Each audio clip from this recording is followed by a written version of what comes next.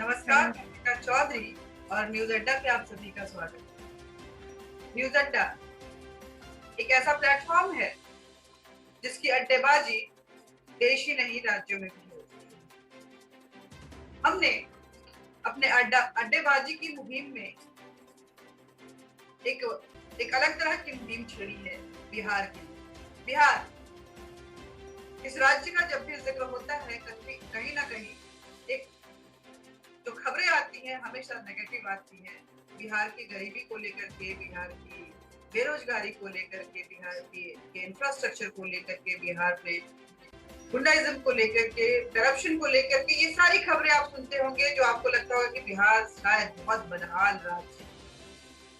बिहार की अर्थव्यवस्था बहुत खस्ता हाल है, इसीलिए महानगरों में जब भी कोई बिहार की बात आता है उनके आंखों के सामने सिर्फ और सिर्फ मजदूर, ऑटो वाला या रिक्शा वाले ही नजर आते हैं, लेकिन उन्हें शायद वो भूल जाते हैं कि वही बिहारी ऐसे आंकड़े बताते हैं कि जब ब्यूरोक्रेसी की बात आती है, देश का सबसे टफ एग्जाम जिसको कहते हैं यूपीएससी, उस आईएएस आईपीएस की परीक्षा में बिहारी अव्वल रहते हैं, सबसे ज्यादा नंबरों में रहते हैं। डॉक्टर सबसे ज्यादा बिहार की तरफ से आते हैं, इंजीनियर्स, एकेडमिस्ट।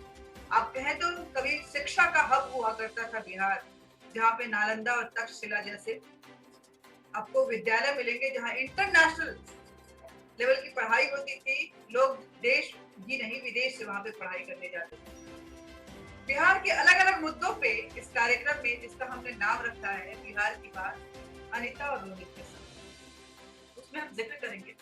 लेकिन आज का जो मुद्दा है हमारा, आज जिस बिहार की जिस स्थिति में हम बात जा रहे हैं वो है अर्थव्यवस्था। बातचीत की इस मुहिम में हमारी बातचीत जो है बिहार के कृषि पे भी होगी, बिहार के शिक्षा पे भी होगी, बिहार की अर्थव्यवस्था को हम जिक्र करने जा रहे हैं। शायद ये अर्थव्यवस्था इतना आसान नहीं है जिसको कि एक एपिसोड में ही खत्म किया जाए।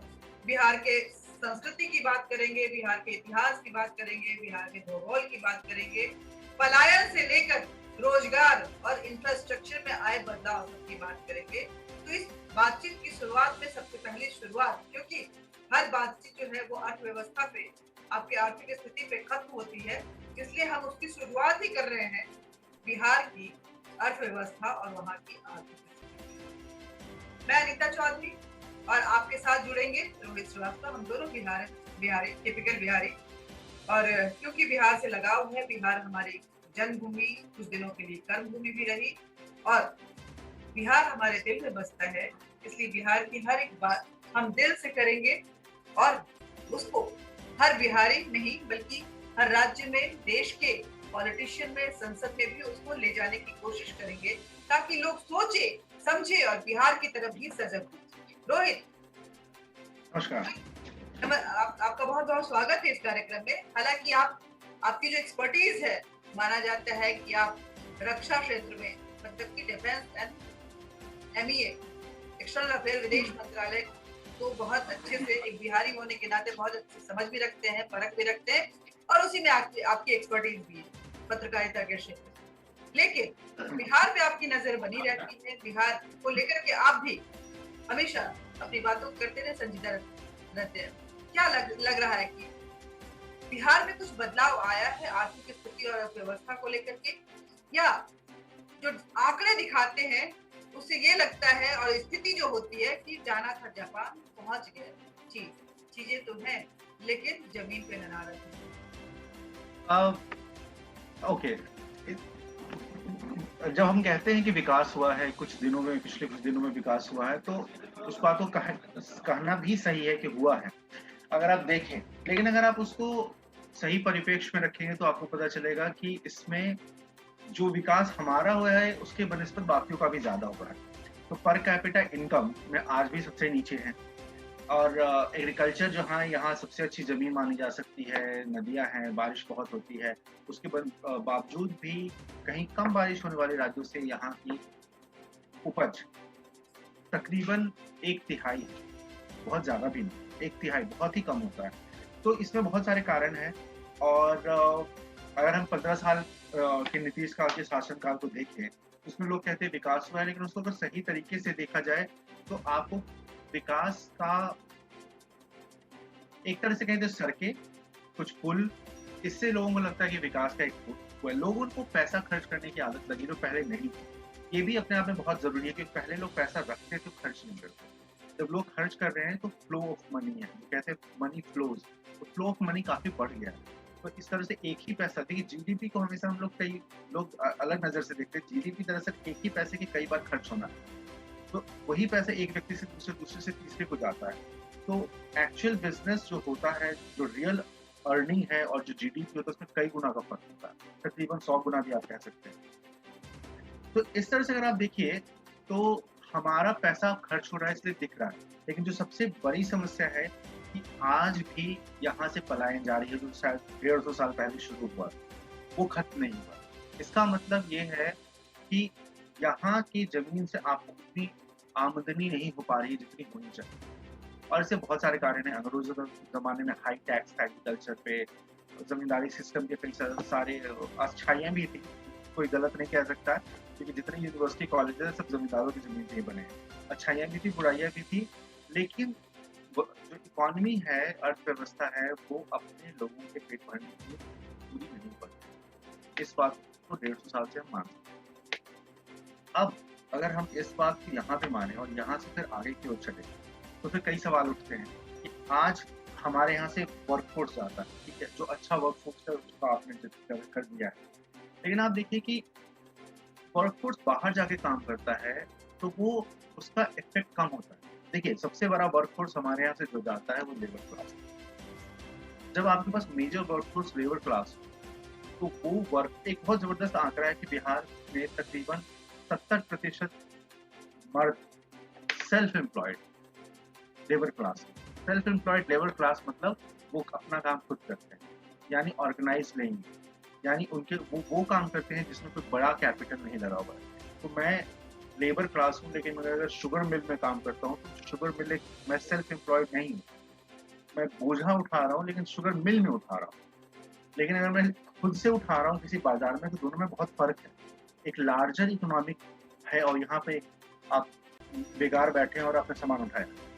ठीक उसी तरह से अगर आप शिक्षित को भी देखें और जो शिक्षित भी जा रहे हैं तो बाहर करते हैं। अगर आपकी यूनिवर्सिटी है, बहुत एक सिंपल एग्जांपल है बैंगलोर, आईआईएससी बना Indian institute of science. Indian institute of science से बाद में वहाँ पे ज़्यादातर बहुत सारे रिसर्च इंस्टीट्यूट वहीं पे आए, university of agriculture sciences and so on and वहाँ पे एक पूरा इलाका है रिसर्च। तो एक आईआईएससी से कई रिसर्च इंस्टीट्यूट, उसके कारण साइंस एंड टेक्नोलॉजी से रिलेटेड टेक्नोलॉजी फर्म्स आए वहीं आए। आप देखिए टेक्नोलॉजी फर्म्स वहाँ तो नहीं आई, IIT Kanpur, IIT Kharagpur, IIT Delhi नहीं आई ना, आईआईटी बॉम्बे में नहीं आई, बैंगलोर में आई। क्योंकि जो हाई टेक्नोलॉजी का जो नॉलेज है जिसका ज़रूरत पड़ता है किसी भी साइंटिफिक टेक्निकल इंडस्ट्री को एस्टैब्लिश करने के लिए, वो वहाँ था। बाकी ज़्यादातर लोग जब इंडस्ट्री फ्लरिश होने लगती है तो हर तरह के लेबर्स की ज़रूरत पड़ती है। तो वो एक अलग मुद्दा होता है। तो बिहार में एग्रीकल्चर हम कहते हैं इंडस्ट्री लोग एजुकेशन पे फोकस करते हैं। इनफैक्ट अगर आप देखें तो बिहार सरकार का इन्वेस्टमेंट एजुकेशन पे 17% उनके टोटल बजट का, which is a substantial amount of money, 17%। लेकिन जो कहते हैं ना बैंक ऑफ बक कहाँ है? आपके स्कूल्स में आपने 7 पे कमीशन पे पे कर रहे हैं, लेकिन वो स्कूल नॉन फंक्शनल हैं या उनमें ज़्यादा पढ़ाई नहीं होती या उनकी पढ़ाई का स्तर बहुत नीचा है। वहीं 20,000 रुपए के सैलरी वाले टीचर के प्राइवेट स्कूल में ज़्यादा बेहतर पढ़ाई होती है। तो गवर्नमेंट एक्सपेंडिचर का भी कोई मतलब नहीं होता। हेल्थ पे 6% खर्च करते हैं, जबकि हेल्थ के बारे में कहा जाता है 3 से 5% खर्च होना चाहिए। इस तरह से तो बिहार के हेल्थ में बहुत पैसा खर्च हो रहा है, लेकिन खर्च तो 6% आप कर रहे हैं, लेकिन आपके अस्पताल में नहीं जाता है।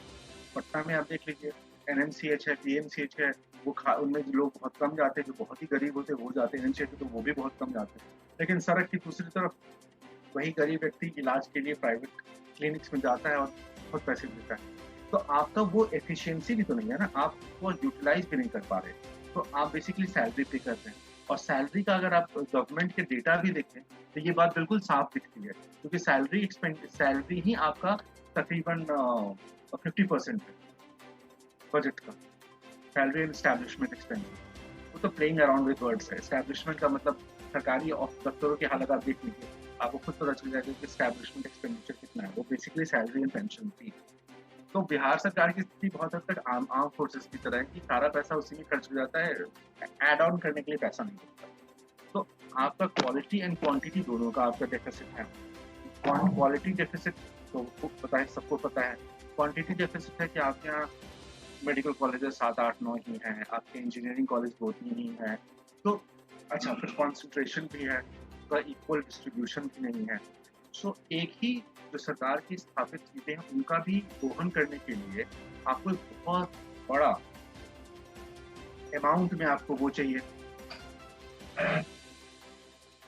लोगों को वहाँ चलने के लिए भी जगह चाहिए। मतलब लोग एक जगह से दूसरी जगह जाएँगे, उसी रिसोर्स को अवेल करने के लोगों को एक पॉइंट से दूसरे पॉइंट जाना पड़ता है, जो कि बहुत ही कॉस्टिंग है।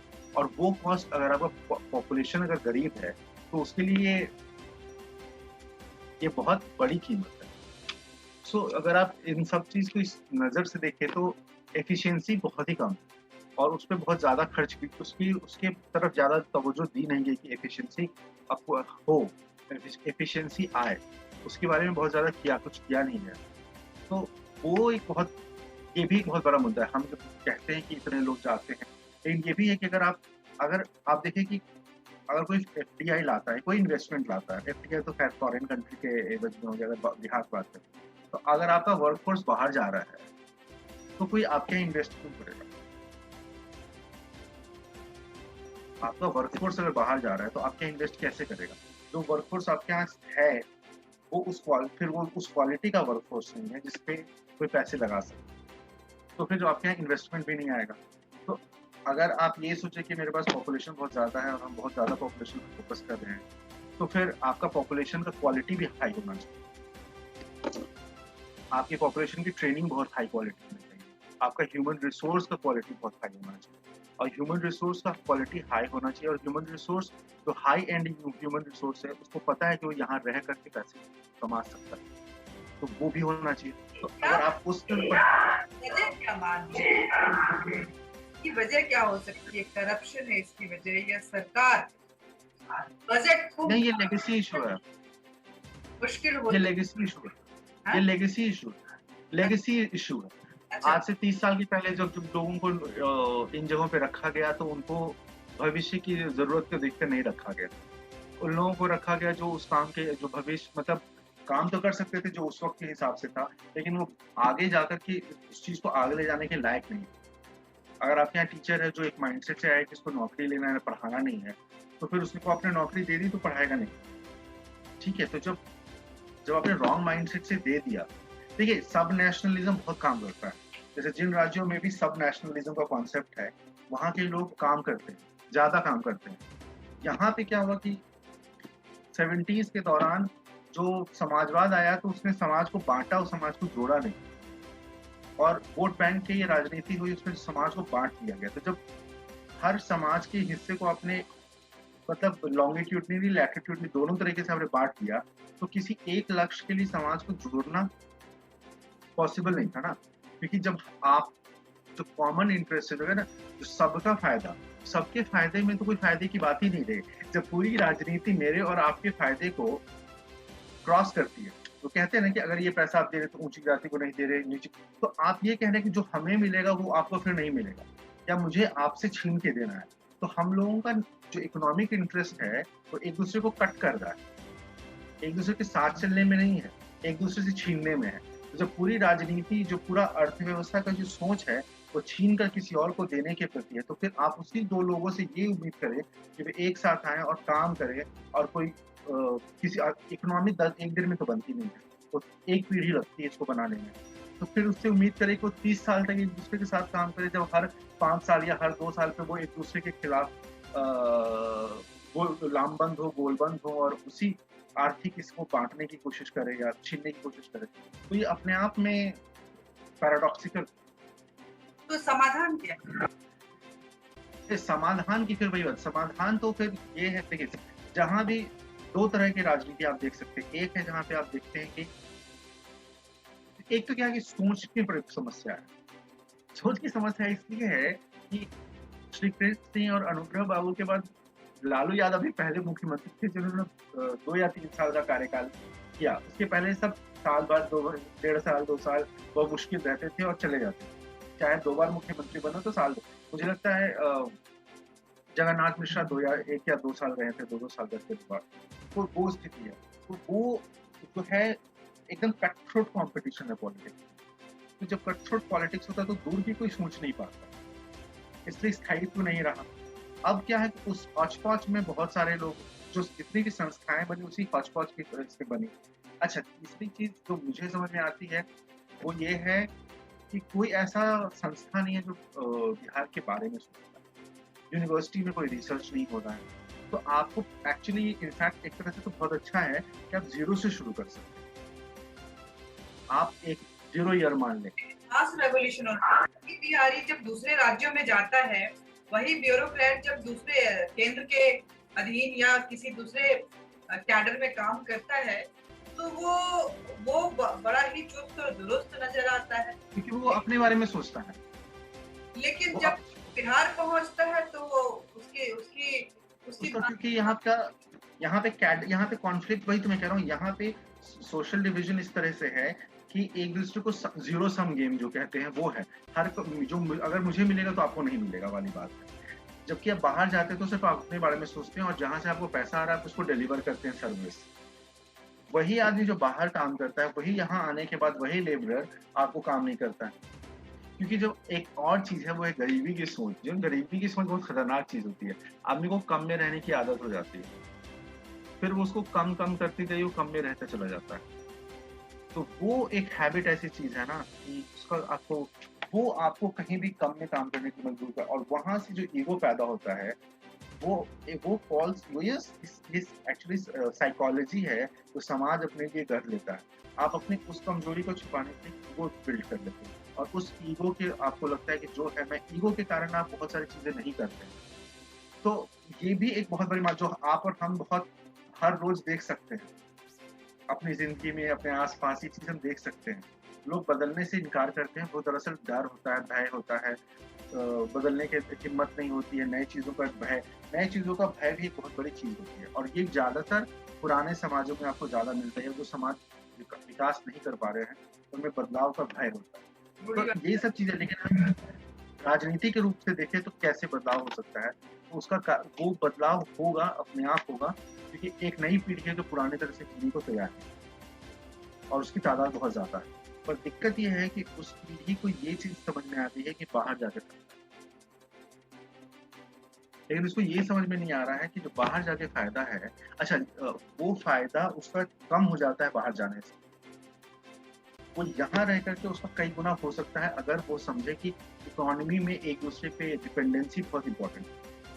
तो वो चीज नहीं हो पा रही है क्योंकि लोगों को 150 साल से आदत हो गई है बाहर जाने की। तो वो जो है ना वो इनग्रेन्ड विजडम है जिसको किसी को खिलाना पड़ेगा और वो तब तक नहीं होगा जब तक आपके पास कोई ऐसा व्यक्ति नहीं आए जो पैसे के बारे में सोचता हो। आपकी राजनीति में जब तक लोग नहीं आएंगे तो पैसे के बारे में सोचते हैं, जिनको पैसे से प्यार, ताकत से प्यार, वो आप पैसा आना चाहिए। बिजनेस माइंडेड जब तक हमारे यहाँ कोई चीफ मिनिस्टर नहीं आएगा जो प्योरली बिजनेस माइंडेड हो, जो गरीबी में रहने का आडंबर नहीं करता हो, उसको पैसा पसंद हो, पैसे को एंजॉय करना पसंद हो, वो जब तक नहीं आएगा लोगों की सोच नहीं बदलेगी। ये मेरा अपना मानना है। बहुत बहुत शुक्रिया। ये विषय इतना वास्ट है, एपिसोड में कवर नहीं कर सकते। नहीं, हम लोग इसको सिस्टम वाइज चल सकते हैं कि किसी ऐसे तो अगली बार कोई नैरो टॉपिक पे जाए। यस, क्योंकि हमने एक ओवरऑल बात की है, लेकिन हम बात करेंगे अगले अपने एपिसोड में कि अर्थव्यवस्था में जो वहाँ बिहार की अगर बात करती हूँ तो आखिर लोग पलायन करते क्यों हैं? क्या वहाँ पे जिस एमएसएमई की बात हमारी सरकार करती है वो बिहार में जाके फेल हो जाती है, जिसको कि हम micro small medium scale industries बोलते हैं। अगर 1 मिनट है तो मैं इसमें बोल जो मेरा अपना ये है कि सरकार अभी जैसे बिहार चर्चा में आप अगले एपिसोड आप 1 मिनट के लिए बोल सकते हैं टीजर टाइप से, लेकिन विस्तृत चर्चा बिहार सरकार ने भी अभी जो 10 लाख वाला प्रोजेक्ट लाया है, लेकिन उसमें इतने सारे सब क्लॉज हैं, वो फिर सामाजिक न्याय से प्रेरित है, वो बिजनेस से प्रेरित नहीं है। तो उसमें सारे सामाजिक न्याय के बिंदुओं से उसको देखा गया है। नतीजा इसके ये होगा कि पैसा बट तो जाएगा लेकिन जो उसका बिजनेस आउटपुट है वो नहीं होगा, क्योंकि ठीक बिजनेस माइंडेड लोग काम आएंगे, लोग वो आएंगे जिनको ये पैसा चाहिए।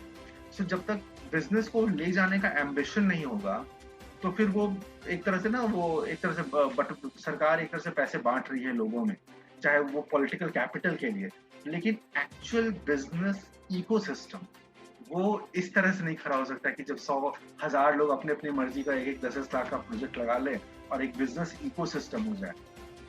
वो कभी नहीं हो सकता जब तक एक बड़ी कंपनी हो और उसके साथ छोटी कंपनियां ना जुड़ी हो, इकोसिस्टम स्टैब्लिश नहीं होता। ये एक बरगद के पेड़ की तरह, जब आपके पास एक बड़ा बरगद का पेड़ होता है जिसमें 1000 चिड़ियां रहते हैं, और तो वो फिर इकोसिस्टम डेवलप होता है। छोटे छोटे पेड़ लगाने से इकोसिस्टम जो कि एक दूसरे से इंटरकनेक्टेड नहीं हो, इकोसिस्टम नहीं आ सकता। बहुत बहुत शुक्रिया रघु। ये धन्यवाद। चर्चा जो है हम आगे भी जारी रखेंगे, और आगे हमने टीज किया है कि हम देखेंगे कि बिजनेस और मजदूरी में हमारे हमारे समाज के लिए, हमारे इकोनॉमी के लिए, हमारे राज्य के लिए, हमारे देश के लिए वो लेबर क्लास भी उतना ही इम्पोर्टेंट है, लेकिन वो कैपिटल और कैपिटलिस्ट माइंड भी उतना ही इम्पोर्टेंट है। जब तक इन दोनों का समावेश एक एक मिंगलिंग जो है एक रंग में आके नहीं रंगेगा, तब तक शायद अर्थव्यवस्था में उछाल ये सोचना भी असंभव सी बात है। कोशिशें जरूर की जा रही हैं, लेकिन कामयाबी नील बटा सन्नाटा ही नजर आ रहा है। पैसे बांटे जा रहे हैं, डाटा बहुत बड़ा नजर आ रहा है, लेकिन जमीनी हकीकत कुछ और ही दास्तां बयान करती है। इन सारी बातों पे हम अगले एपिसोड में चर्चा करेंगे, और इस आप जरूर जुड़िएगा, क्योंकि बिहार को जानना सिर्फ बिहारी के लिए नहीं बल्कि पूरे देश के लिए जरूरी है, क्योंकि वो वही बिहार है जिसके लिए नालंदा एजुकेशन का हब हुआ करता था। वो वही बिहार है जहां से चंद्रगुप्त मौर्य ने अखंड भारत का सपना किसी जमाने में पूरा किया था। वही बिहार है जहां महिलाओं को कभी भी दोयम दर्जे का दर्जा नहीं दिया गया, जहाँ पे एक नर्तकी आम्रपाली जिसने समाज में रेवोल्यूशन क्रिएट किया था, और वो एक बौद्धिज्म को अपनाते हुए वो संत बनी थी और हर जगह बौद्ध धर्म का प्रचार की थी। बिहार के बारे में बहुत सारी बातें हैं। बिहार की कभी जो अर्थव्यवस्था से लेके शिक्षा को से लेकर के हर क्षेत्र में, संस्कृति से लेकर हर क्षेत्र में अपना परचम लहराया करता था, आज बिहार एक बार फिर उठने को तैयार है, मगर उस हाथ के लिए मोहताज है जो उसका साथ है। नमस्कार, जय हिंद, नमस्कार। Thank you.